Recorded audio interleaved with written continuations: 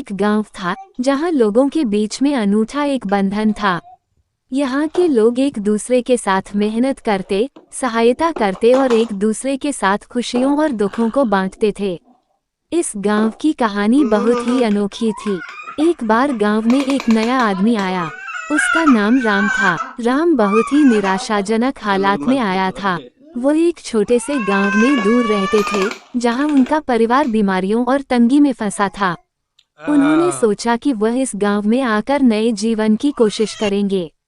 राम गांव में आकर एक आदर्श बनने के लिए प्रयास करने लगे। वे हर काम में मेहनत करते, दूसरों की सहायता करते और सबके लिए प्रेरणा स्रोत बन गए। दूसरे लोगों की खुशियों और दुखों में भी वे सहभागी रहते।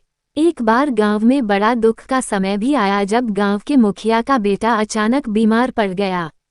उसकी स्थिति गंभीर थी और उसके परिवार को इलाज के लिए पैसों की आवश्यकता थी।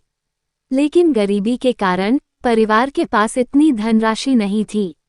जब राम ने इसे सुना, उन्होंने तत्परता से अपनी सभी बचत की राशि का उपयोग करके परिवार की मदद की।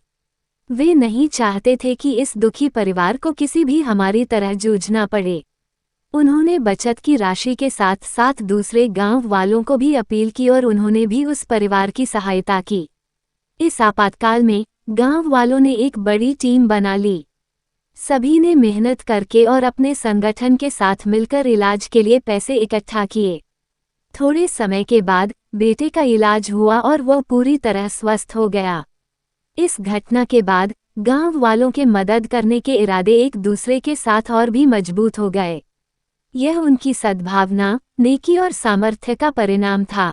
वे सभी ने समझा कि दूसरों की मदद करके ही हमारा असली लक्ष्य पूरा होता है। वह गांव अब एक परिवार की तरह था, जहां हर कोई एक दूसरे का सहारा था। यहाँ के लोग अपनी खुशियों और दुखों को साझा करते, एक दूसरे की मदद करते और अपने संघर्षों को साथ में झेलते थे। वे सब मिलकर इस दुनिया में एक सुंदर और समृद्ध जीवन जीने का तरीका सीख गए।